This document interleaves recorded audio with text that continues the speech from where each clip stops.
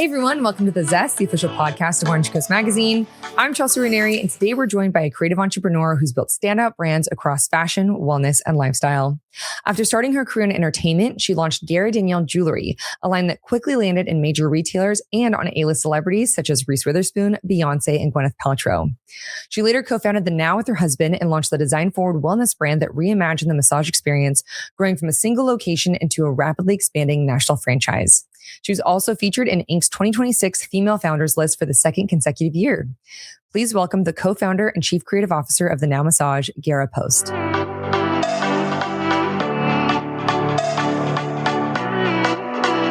Anytime that I have like a knot or like I wake up with a kink in my neck, I just book like even a 25-minute massage, and I always walk out feeling great. And I have to give Elizabeth at the CDM location a huge shout out. She is a household name. She has no idea who I am, but anytime I wake up and like something's off, I'm like, I'm seeing Elizabeth. So I absolutely love her. Elizabeth is your massage therapist bestie. I love it. By the way, we are going to write that down and we will make sure that she gets that note and perhaps. Okay, good. Great shout out. That's so awesome. Love that you're connected to her. No, there was a girl in my Pilates class who was complaining about having like a sore knee or something. I was like, you got to go to Elizabeth at The Now. Like, look, I don't know her last name, but I think yes. Magical hands. Exactly. So I'm very excited to talk with you. But well, to start at the beginning of your story, you grew up in New York with parents in fashion and beauty. How cool. So what did that environment look like as a kid, and how did that shape your creativity early on?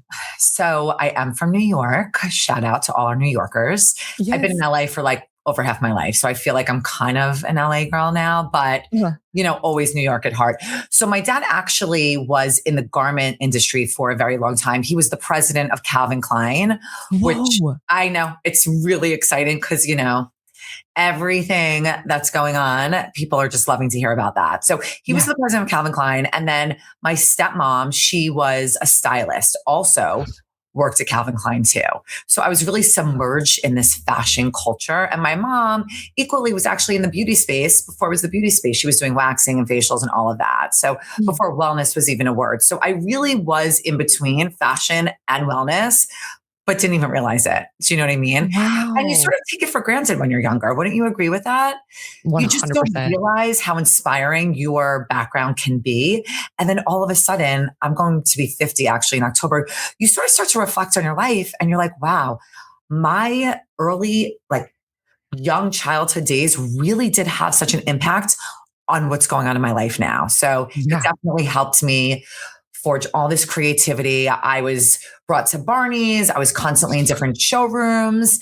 I was always inspired by different forms of like fashion and beauty at the same time. And then I was also doing a lot of thrifting, but back in the day, it wasn't called thrifting. I was just going to all of the antique shows and I really wasn't excited by it. But now I would give anything to go back to the Hudson Valley to do that, which I have gone back. So all these little monumental moments had a really big impact on who I am today, which has been amazing.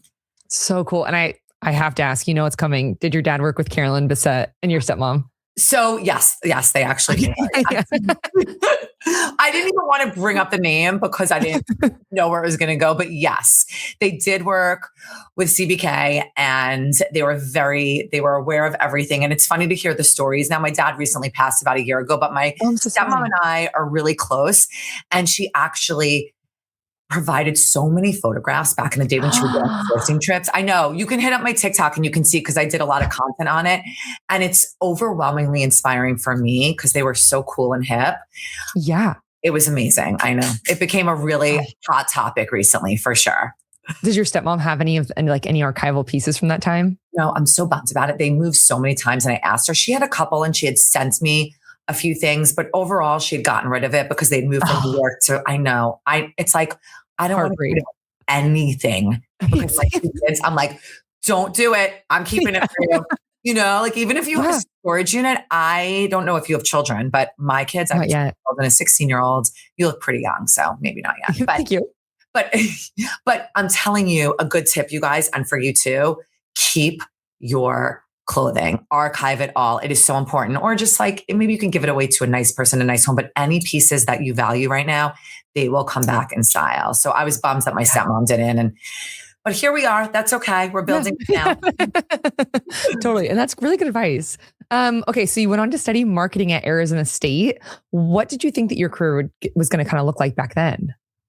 I have to tell you something. I was not an academic, so I did not know what my career was going to look like. Actually, I went in undecided. Back in the day, I just picked a college. I was like, I want to go somewhere warm. Yeah. ASU, you can get in. I mean, honestly, their acceptance rate is like probably 100%. I don't even know what it is, but it's high. But I was so excited to go there. And then after 2 years, I had to pick a major.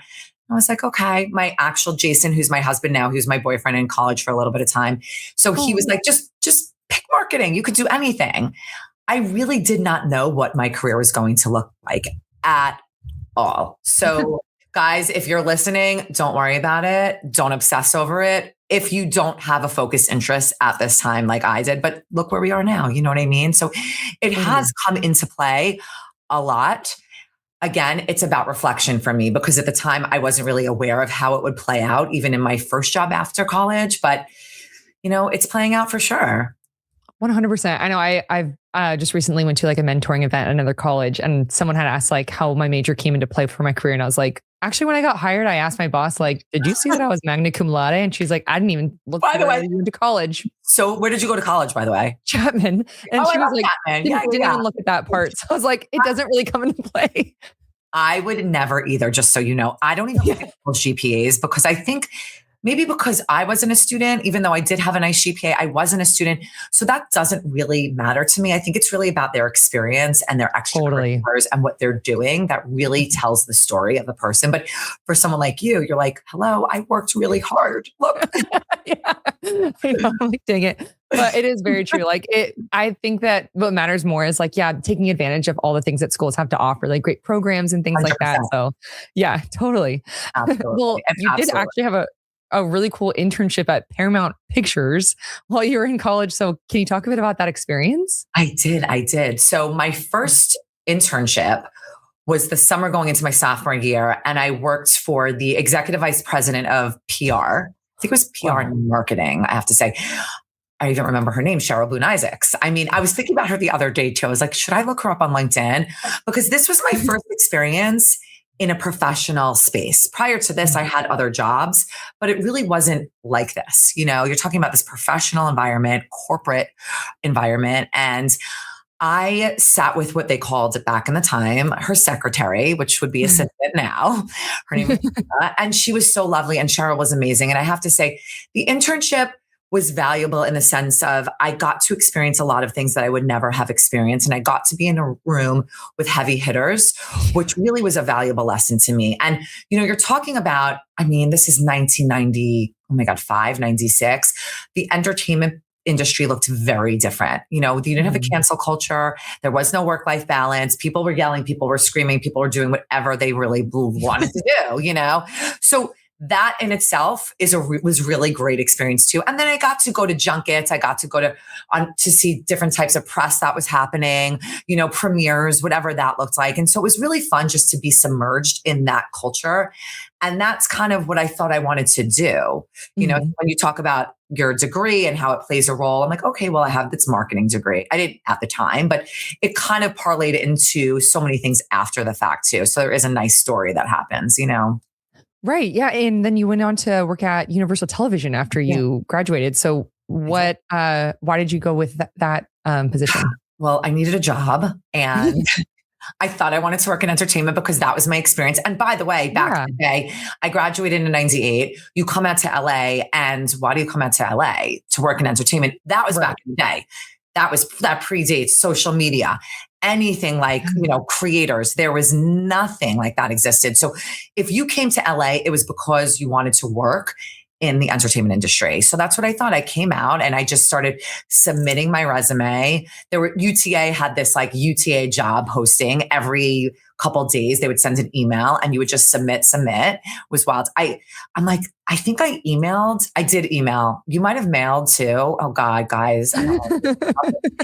It was wild. There wasn't texting, and so I would submit all the time. And then I got a call from HR and I went in for an interview and I was really nervous because I was 21 years old when I graduated. Yeah. And I'm interviewing as the executive assistant for the president of Universal Television Group. And I'm like, hi, I don't know what I'm doing because you don't know what you're doing. Yeah.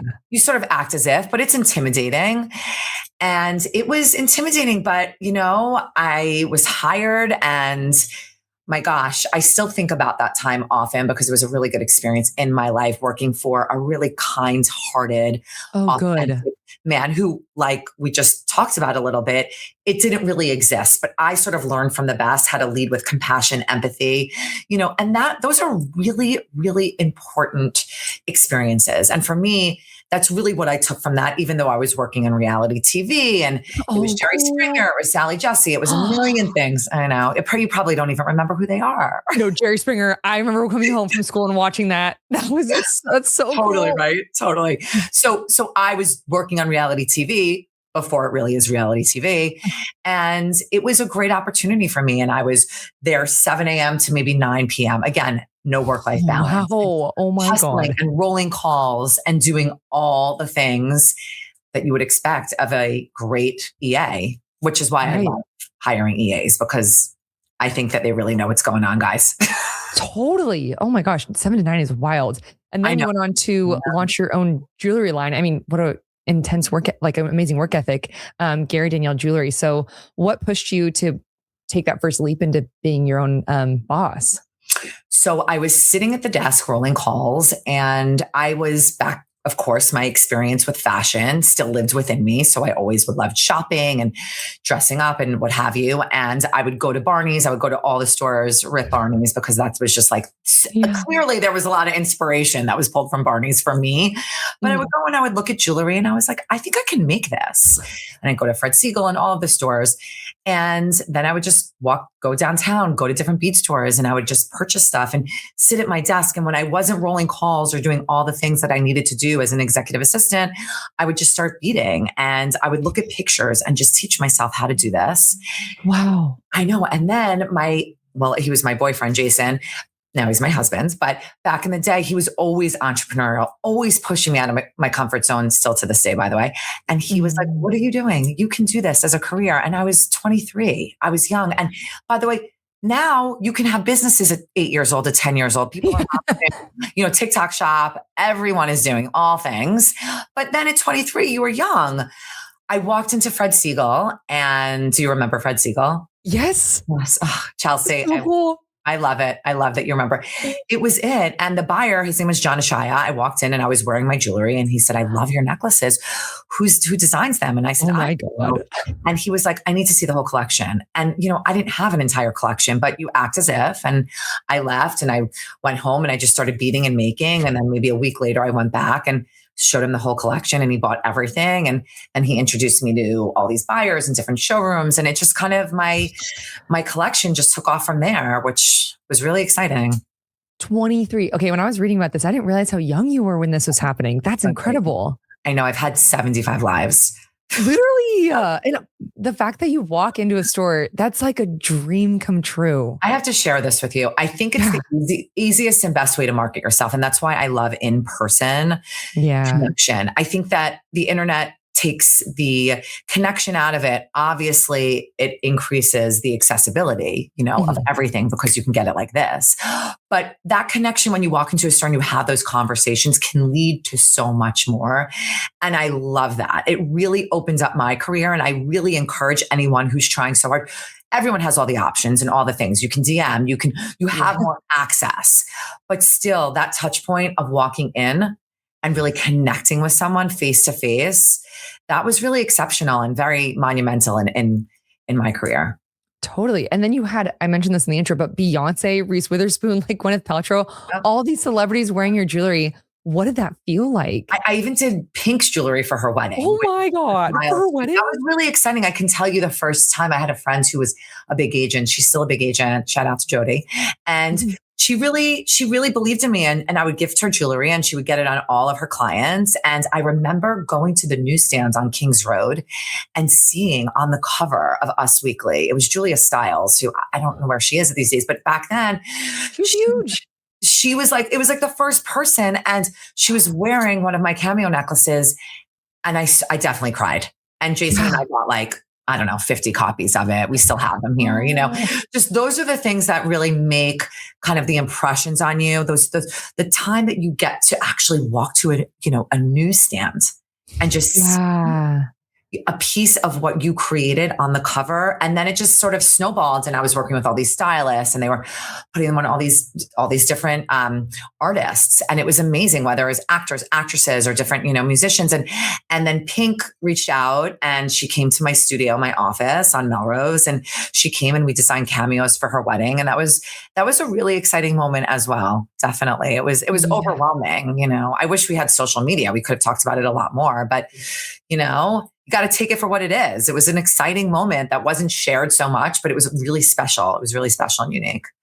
Totally. How soon after you started the line did celebrities start wearing your brand? I think it was because I sold to Fred Siegel first and the access they had to collabs. It was pretty fast. It was pretty quick. I mean, people were coming in and buying it. We were gifting. I had relationships because, again, relationships are so huge. And so I was gifting, and I still believe that and carry that through into the ethos of what the now is. We use an acronym, ABG, always be gifting. And I truly believe that people won't necessarily remember what you said to them, but they will always remember how you made them feel. So that touch point of gifting, it really went a long way. And it started pretty quickly when I started selling jewelry. Wow. God, I love that story so much. Well, after building your successful jewelry brand, what made you ready for something new? And how did you come up with the idea for the now? I think that you're ever ready. And I didn't actually come up with the idea for the now. So I take credit. But so my husband and I'll fast forward a little bit. We own a company called Post Investment Group, and we invest and build different brands. Now, let me fast forward to 2013. We're in the real estate business. That's not my business, but my husband's focused on that. I'm still doing jewelry. I have my kids. I'm doing all the things. And concept of the now is actually pitched to us because nothing like the now existed. So we were actually the money behind the now. I was not involved in the day until quite literally the first week we opened. So it was pitched to us in 2013 as an investment opportunity. And I was a little bit resistant to get involved in it. I was doing a lot of other things, but I really did believe in it. And my background in design really helped us kind of design the whole space as well. You can kind of see it layered in. And of course, my jewelry design as well, and all the use of crystals and just kind of natural elements. So I worked with our two original co-founders as well. And then in 2015, when we were ready to open, we opened our first location in West Hollywood in November of 2015. And I have to tell you, it was challenging, but yet it was successful because nothing like the now existed. Where were you going before the now to get a massage? Literally, I was thinking back to it and I was using Groupon and going to places that I would never go back to now. Exactly.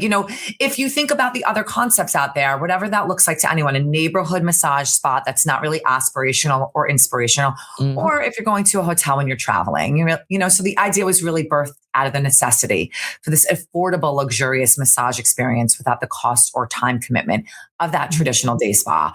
So people like you and like me were going to these just places that just didn't feel exciting. They didn't feel experiential. But in 2015, when we launched, what was really exciting is that was the beginning days of Instagram. So people were right. If you think about it, all of these, now this new word comes out, jargon here. Influencers, all of these influencers starting to emerge. They were flying to LA.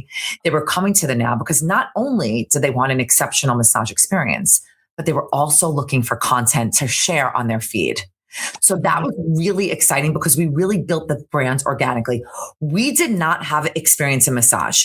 We did not have experience in any sort of brick and mortar. This was our first foray into that. We didn't even have experience in the service industry, but what we did have experience in was dealing with people, communicating with people. We had experience within the community. So all of those touch points, and you can kind of see from my background as well, the design, the community, right? The conversations that we were having with everyone. And of course, I was loving practicing self-care too, because those were the beginning days. So it really all morphed into this great experience and helped us scale the business. So we jumped in, and at the beginning, before we opened, we had Kendall Jenner, we had Gigi Hadid, we hosted Kendall's birthday party, which really set the stage for success in the sense that the press got really excited. So it was the Vogue's picking it up. It was the Times picking it up.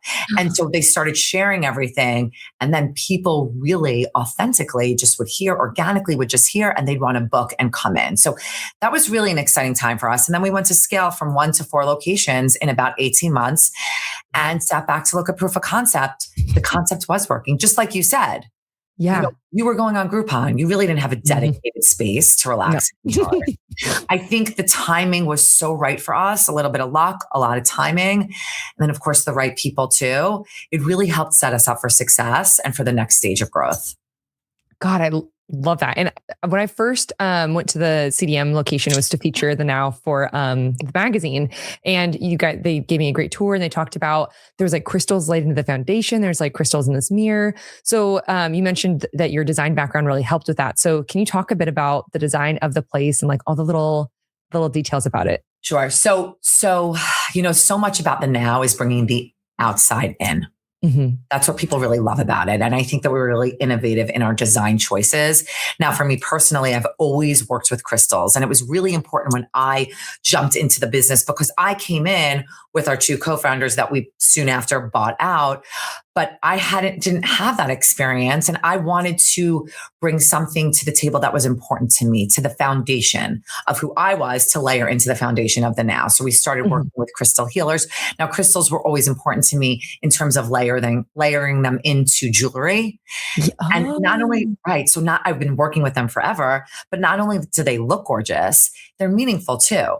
Mm-hmm. So when we went to open our second location, we thought, okay, what can we do that's different? How can we level up? It's always about leveling up guest experience and team member experience.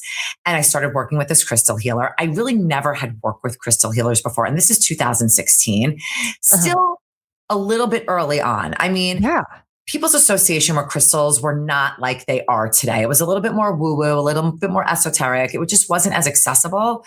Mm-hmm. But for me, I felt like it was very important. So we started building crystal grids with the team right before we opened. And then we started pouring them into the foundation, quite literally the foundation of the boutiques before we opened. So we're setting intentions when we break grounds for construction, pouring them in with the team.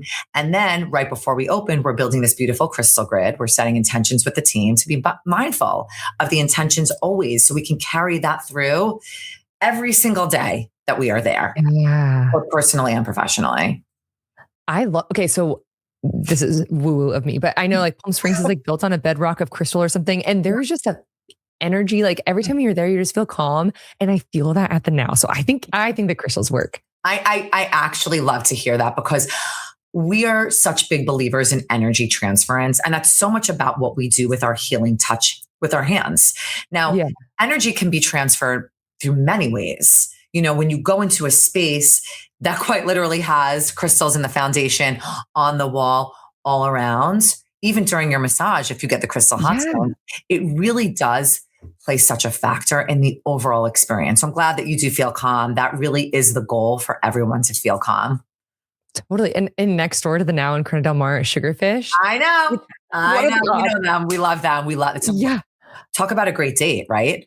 I've done it so many times. My husband and I have gone to the Now and then gotten Sugarfish. I bought that same situation for my parents for Christmas. Like, I do it every birthday. It is my favorite treat yourself day. Good for you. And by the way, it's the best. It's the best little gift. I mean, what's better than a little self-care and then a little sushi, Yeah. It's absolutely my favorite little corner of CDM. Okay. So you've described wanting to make wellness both elevated and accessible, as we talked a bit. So why was that so important for you?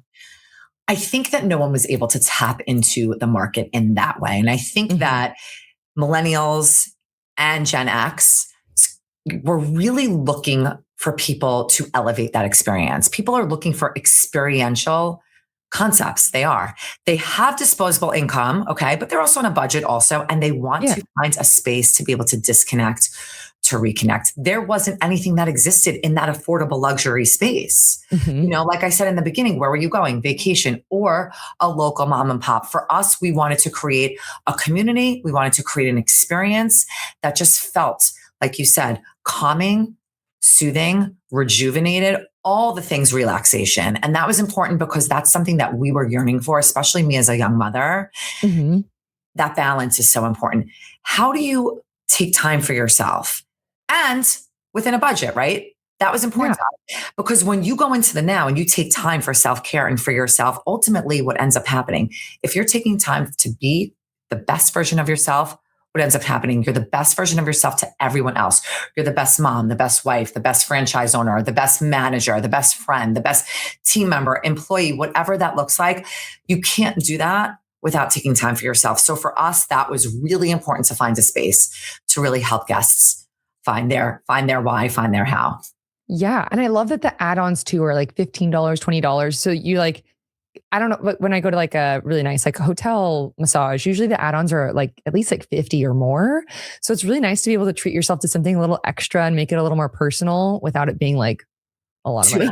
I think the goal for us also is to layer in multiple enhancements. It's not about just one enhancement. It's really nice to be able to give that extra gift to the guests. So whether you're doing a hot, crystal hot stones, whether you're doing deep tissue, refresh eye masks, it's all about layering on those enhancements to help customize your massage for what your needs are now. And that really is the goal. So gosh, with inflation, I hope we don't get up to $50, for an enhancement, because I really would hope that your people are able to get 2, 3, whatever that looks like enhancements. Yeah, totally. I'm obsessed with the cupping one. I just tried that. Oh, me too. The gliding cupping is the best. It's so good. It's so great. Love it too. Yeah. Okay. So the brand has grown incredibly quickly from one location to dozens nationwide. So what were some of the biggest challenges in scaling while staying true to the original vision? Well, I'll back up a little bit. So after we scaled from 1 to 4 locations, we sat back to look at proof of concept. And again, you'll see where my husband plays a role.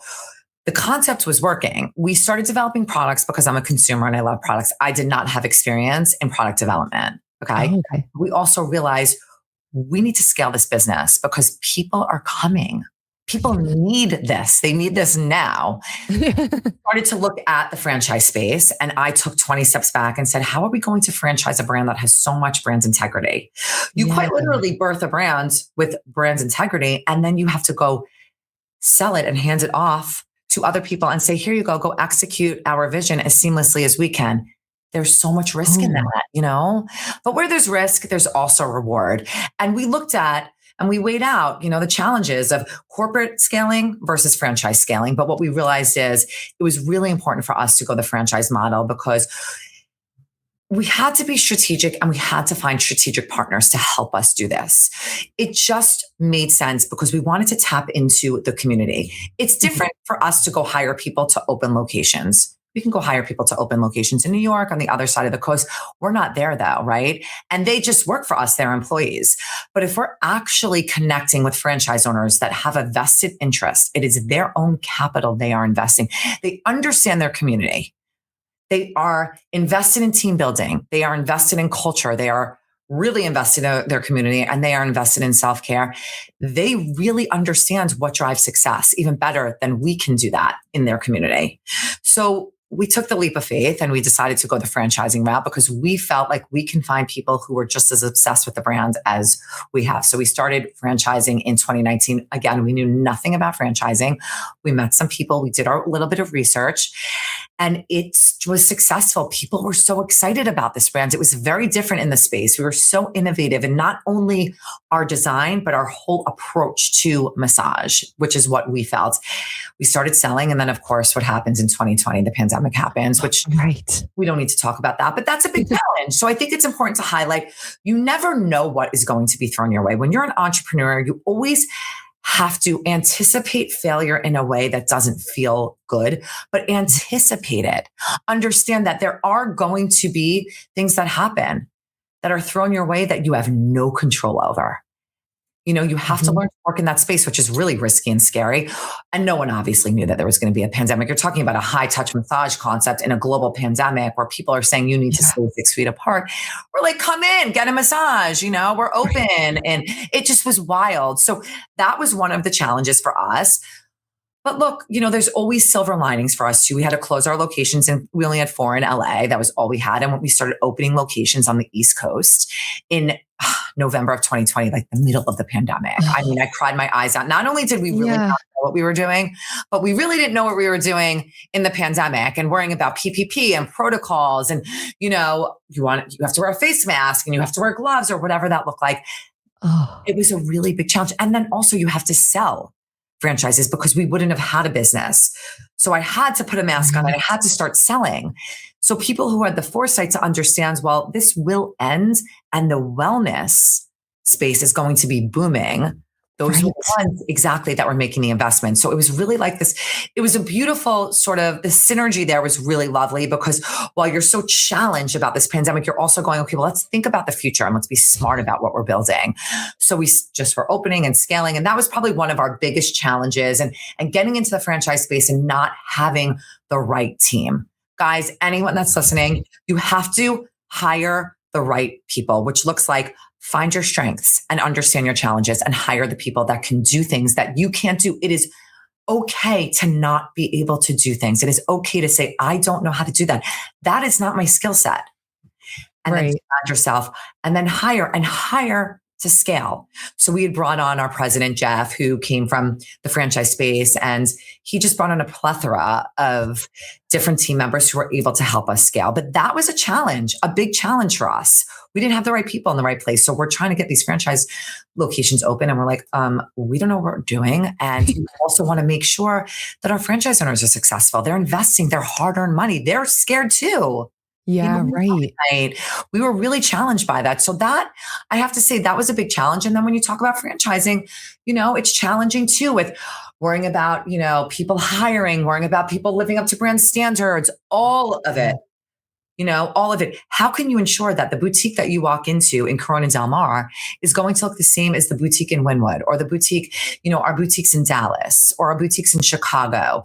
You never want to have that sort of, you never want to walk in and just feel like it wasn't the same space that it was. Right. And that's really a disconnect. You never want to have that disconnect. So that was a challenge too. But I think aligning and just really having the right team in place has really set us up for success in terms of what's challenging or what has been challenging. And now there's just day-to-day challenges like every business, right? Nothing's easy. Right, guys? Or else everyone would be doing it.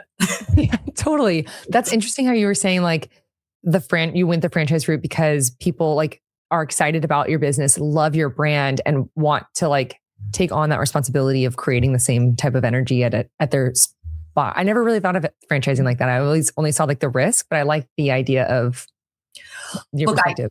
I agree with you and I understand. And that's where my headspace was. And I think there's a lot of education around how to scale a successful brands forward franchise. For us, we built the Now as a brand first. Franchising wasn't really on it wasn't a goal of ours at the time.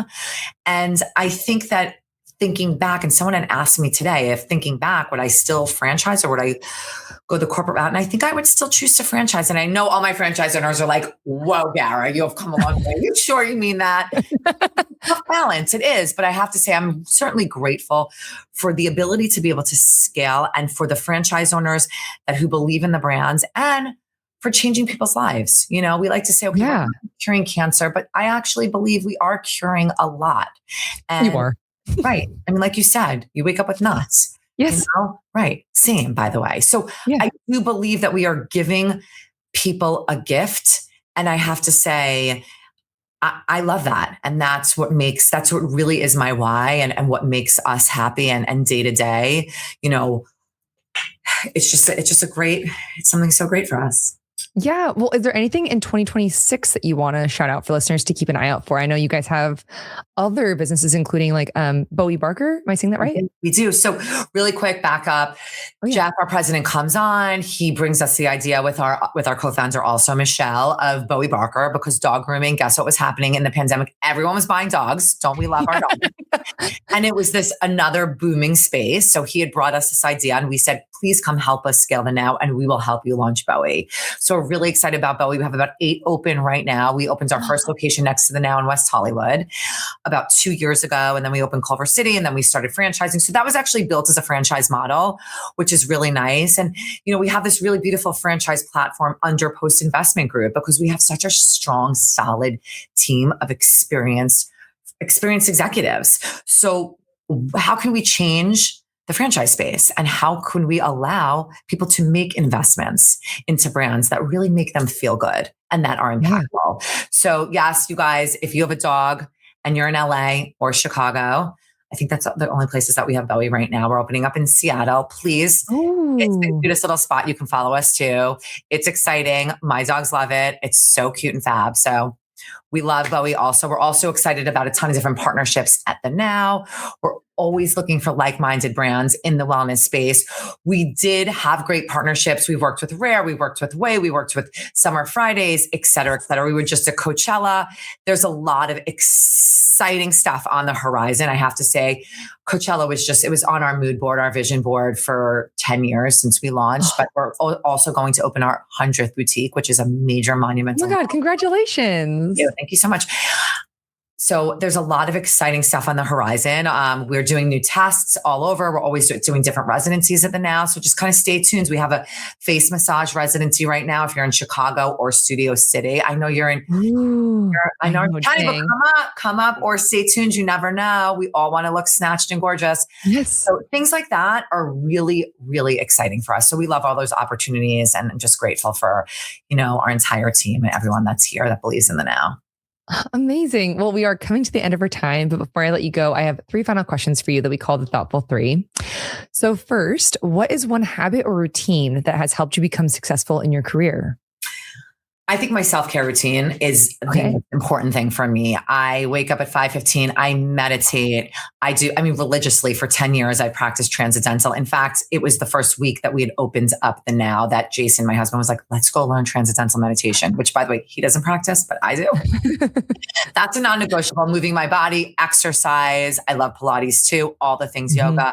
Always doing that. It's a real balancing act. And then just spending time with family. My kids are my life, my husband, all of us. We're such a close-knit family, and I love that. So I think those are non-negotiables at any point in my, in my life. Yeah. Transcendental. So what's the difference between transcendental meditation? Like what our idea of meditation? So TM is really about you're given one mantra. It's one word, and you're sitting in silence and you're just repeating that word over and over. So you're really transcending. Now, it's not guided, which I love too. I love open meditation. There's a lot of great meditation apps that are out there. For me, 10, 11 years ago, nothing like that existed. So we had no choice. We went to the center in Beverly Hills to get trained on transcendental meditation for 3 days. Like now you have the options are endless, but that is a mantra, and it's 20 minutes, 2 times a day.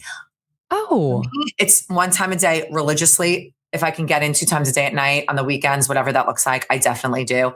Quiet time, mantra, and that's it. And the really goal is to just kind of like, just forget about all the noise, which is very hard for all of us. So it's a practice all the time. I'm still challenged by it, but it's a practice that I love to do. Oh, I love that. Okay. Well, how do you stay inspired and keep your creative spark alive when you hit moments of burnout or self-doubt? Shout out to my therapist, Melissa, who that's non-negotiable too. I've been seeing her for 20 years weekly, sometimes twice a week, depending on that. I think equally important, guys, we always get burnt out. Travel, find a coach, find a mentor, find a therapist, find someone that can make you accountable. Yeah. You need someone in your life who is going to be honest with you, who's going to be transparent, and is going to hold you to accountability. You cannot grow, and then learn to be flexible throughout that. That's been the answer for me. Totally. I do cognitive behavioral therapy for the past I love 11 years. It's so good. It's amazing. It's great. I love all things therapy. I actually feel like I should have gone to school to be a psychologist, but I wasn't a student, but I love it so much. So yeah, love CBT also. That's awesome. Well, lastly, if you could define your journey in one word, what would it be and why? And I love that we were just talking about one word ideas. I love that. For me, I have to say adaptive is always the word that comes to mind. Coming from divorced parents, balancing my home, going to my dad's every weekend, I had no choice but to be adaptive, working through all those challenges in your life, even franchising. moving to LA across the country, picking a college without even looking, touring it, all of those things. You have to learn to adapt in order to be successful. Life is going to throw curveballs no matter what. But if you take a step back and realize how strong you really are and learn how to pivot in a way that feels true to yourself, that just defines it all to me. And then adapt in real time without losing your values or authenticity. Always, always. So stay true to what that means to you. Yes, I couldn't agree more. Thank you so much for doing this and for sharing that. I really had so much fun getting to talk with you. It's so exciting to get to see like the face behind my favorite massage place. Thanks, Chelsea. Thank you for having me. It was enjoyable.